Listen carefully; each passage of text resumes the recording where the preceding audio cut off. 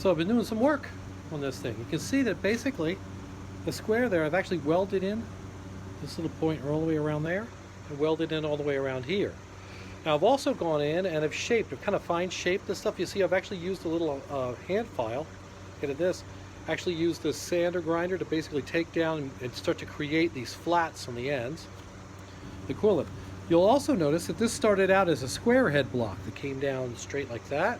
And now I started to meld in using a die grinder. Basically I'm melding in using my eyeball to try and make them nice and even.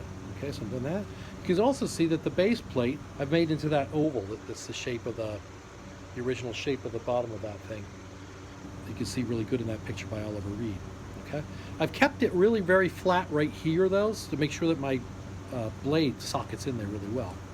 Now what I'm doing is I'm getting in here now with my die grinders and kind of grinding out this to get the welds off so it looks nice and smooth.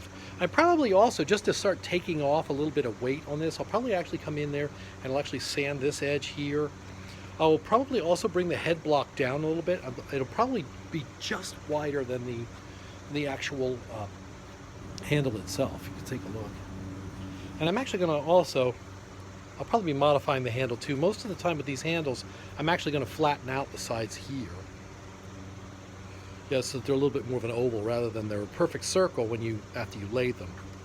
So anyway, it's actually starting to look like it could be a sword now. Okay, so it's a lot of fun. It's just cleaning up. Most of these swept tilted rapiers, you're going to spend a good amount of time cleaning up. It's just the way it is. If you want the welds to look good, and the way the ones in the actual museums look, you have to get it to the point where you can't see any welds. Back in the Middle Ages, they didn't weld. They welded using the forge.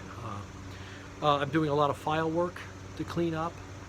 One of the big problems I have with the rig that I have is I don't really have any of the sanders that are really used a lot in terms of shaping these things. So what I'm using is actually the grinders and a random orbital sander.